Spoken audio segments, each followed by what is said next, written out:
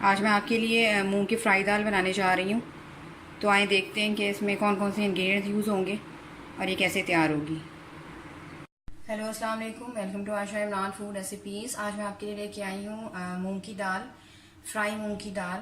मैं इसको मतलब मसाला फ्राई बनाऊँगी, इसको ग्रेवी की शक्ल में नहीं बनाऊँगी, क्योंकि जो ग्रेवी की शक्ल में मूंग दाल बनाई जाती है वो ज़्यादातर बॉयल्ड राइस के साथ खाई जाती है।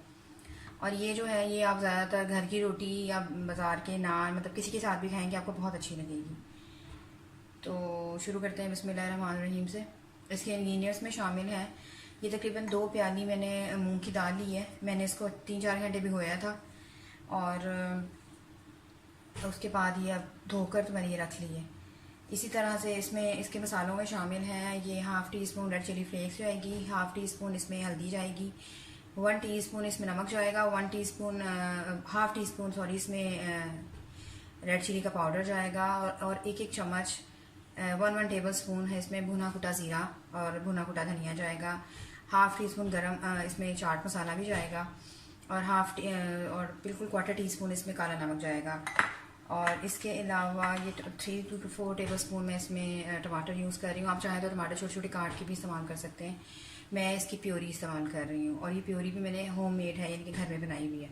इसके अलावा ये हरी मिर्चों का पेस्ट है, ये 1 टीस्पून ये जाएगा, लहसुन अदरक का पेस्ट जाएगा इसमें, और गार्निशिंग के लिए धनिया, हरी मिर्चें वगैरह। अगर आप इसके अलावा एक दरमियानी साइज़ की प्याज है, ये काटी है मैंने, हस्बे ज़रूरत ऑयल। और इसमें मैं जो हूँ वो भी यूज़ कर रही हूँ चिकन क्यूब्स। अगर आप चाहें तो आप भी यूज़ कर सकते हैं, ये ऑप्शनल है। चाहे तो चिकन पाउडर यूज़ करें या चिकन क्यूब यूज़ करें, आपकी मर्ज़ी है। तो शुरू करते हैं बिस्मिल्लाहिर्रहमानिर्रहीम से। सबसे में ज़रूरत इसमें ऑयल डालें। ये तकरीबन 2 बड़े चम्मच में डाल रही हूँ, जो आमतौर से हम सालन बनाते हुए डालते हैं। अगर आप टेबल स्पून के हिसाब से डालें तो ये तकरीबन 8 से 10 चम्मच बनते हैं, लेकिन 2 बड़े चम्मच डाल रही हूँ खाने में।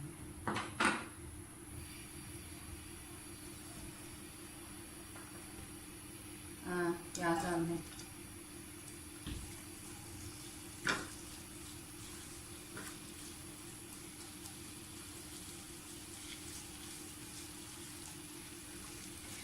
ये बहुत जल्दी गल जाने वाली दाल उठी है, और हमने वैसे भी इसको खड़ा खड़ा रखना है, क्योंकि इसका नाम ही खड़े मसाले की मूंग की दाल है।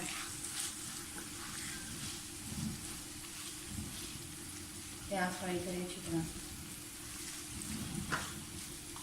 प्याज हमारा जितना अच्छे तरह से फ्राई होगा, यानी कि हल्का हल्का पिंक हो जाएगा, उतना अच्छा टेस्ट आएगा हमारी दाल में।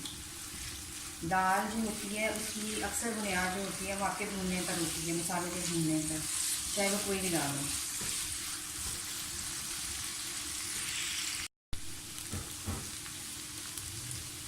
प्याज हमारी फ्राई हो रही है, थोड़ी सी और होनी चाहिए। अब इसको लहसुन अदरक डाल दें, लहसुन अदरक वगैरह इसमें डाल दें, थोड़ी भुने प्याज के साथ।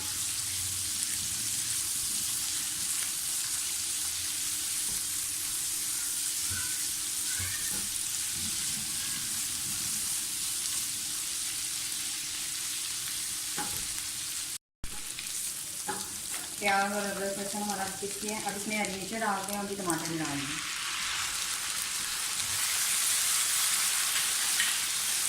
प्यूरी का ये फ़ायदा होता है कि आपको टमाटर लगाने के लिए टाइम नहीं चाहिए होता है, पहले से पके हुए और गले हुए टमाटर हैं, इससे बहुत जल्दी रेसिपी तैयार होती है। अब ये मसाले डाल दें, जितने भी मसाले थे। गरम मसाला मैं इसमें बिल्कुल ऐड कर डालूँगी।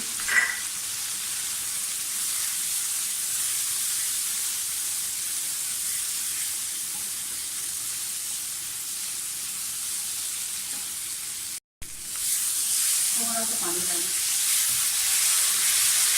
ठीक है। मसाला गलना शुरू हो जाता है, जलने में नहीं डालना पानी को।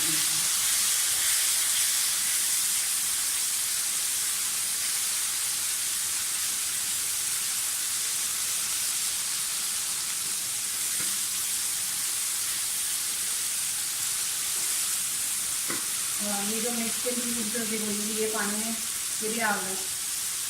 मैंने ये बहुत ज़्यादा नहीं, जैसे 1 क्यूब ली है इतने मसाले के लिए, क्योंकि ये बहुत ज़्यादा स्ट्रॉन्ग फ्लेवर हो जाता है। अगर आप चाहें तो आप 2 भी डाल सकते हैं, 3 भी डाल सकते हैं, आपकी टेस्ट के ऊपर है।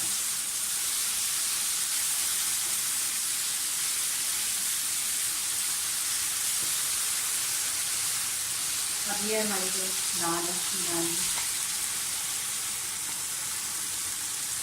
दाल को अच्छी तरह से भूनें।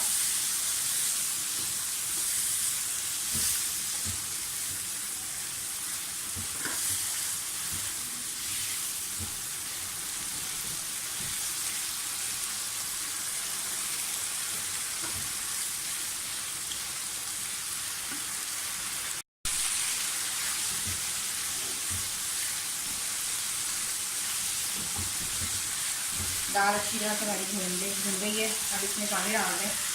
तकरीबन दाल से आधा पानी डालें, क्योंकि हमने इसको बहुत ज़्यादा नरम नहीं करना। बस इतना पानी डालें कि 10-15 मिनट के दम से ना ये जो दाल है गल जाए, लेकिन खड़ी खड़ी रहे और गल भी जाए।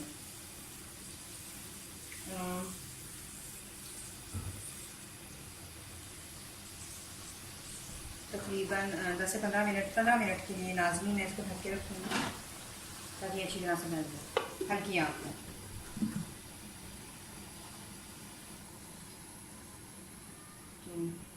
जैसे ही मतलब गलने लगती है मैं आपको दिखाती हूँ।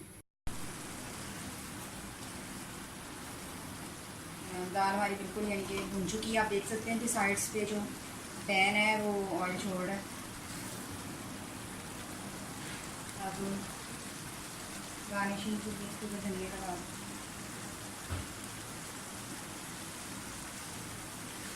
हरी मिर्चों की मुझे ज़रूरत फील नहीं हो रही, क्योंकि इसमें मैंने पिसी भी डाली है। लेकिन अगर आप लोग पसंद करते हैं तो आप डाल सकते हैं, कोई ऐसा मसला नहीं है।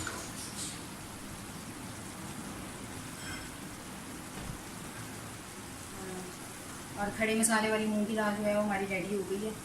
डिश आउट करके मैं आपको दिखाती हूँ। और ये है मेरी आज की रेसिपी, खड़ी मूंग दाल फ्राई का फाइनल लुक। मैंने इसके ऊपर से बटर भी डाला है गरम करके, घर का बटर, जिससे इसका जायका और ज़्यादा इन्हेंस हो जाएगा। तो उम्मीद करती हूँ मेरी आज की रेसिपी भी आपको पसंद आई होगी। अगर आपको मेरी रेसिपीज़ पसंद आ रही हैं तो प्लीज़ मेरे channel Ayesha Imran food recipes को सब्सक्राइब कीजिए, लाइक कीजिए, शेयर कीजिए और बेल का बटन दबाइए, ताकि मेरी हर आने वाली नई रेसिपी फ़ौरी आप तक पहुँचे। अगली रेसिपी तक के लिए अल्लाह हाफ़िज़।